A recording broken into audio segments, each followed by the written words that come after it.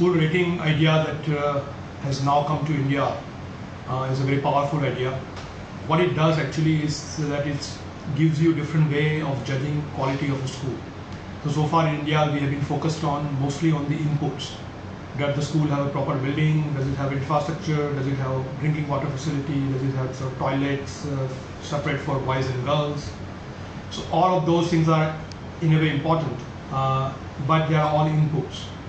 We have not been looking at the outcomes or the outputs of the education system or of the schools.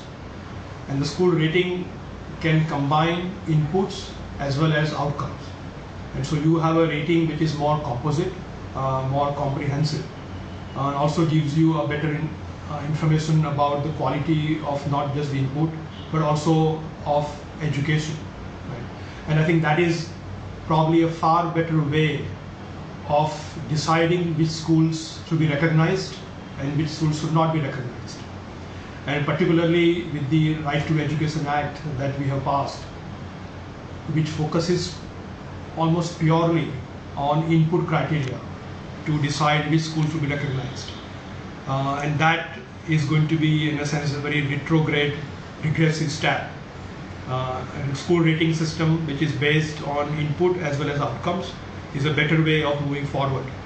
And what Center for Civil Society and our school choice campaign would like to do is to use the school rating system, the experience that we have in India and we have around the world, document that, bring that to India, and see how we can apply this idea in the Indian context.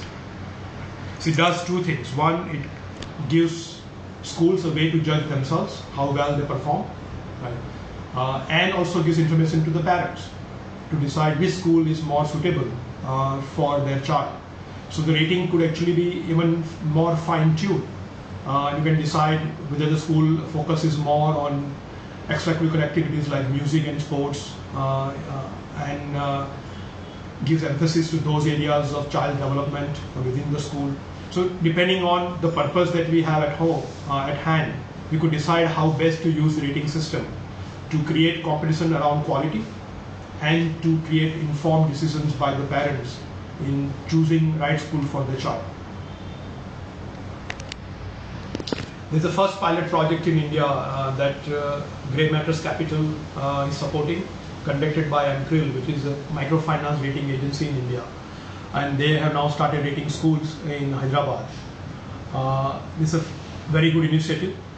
We actually have been using the information that came out of it.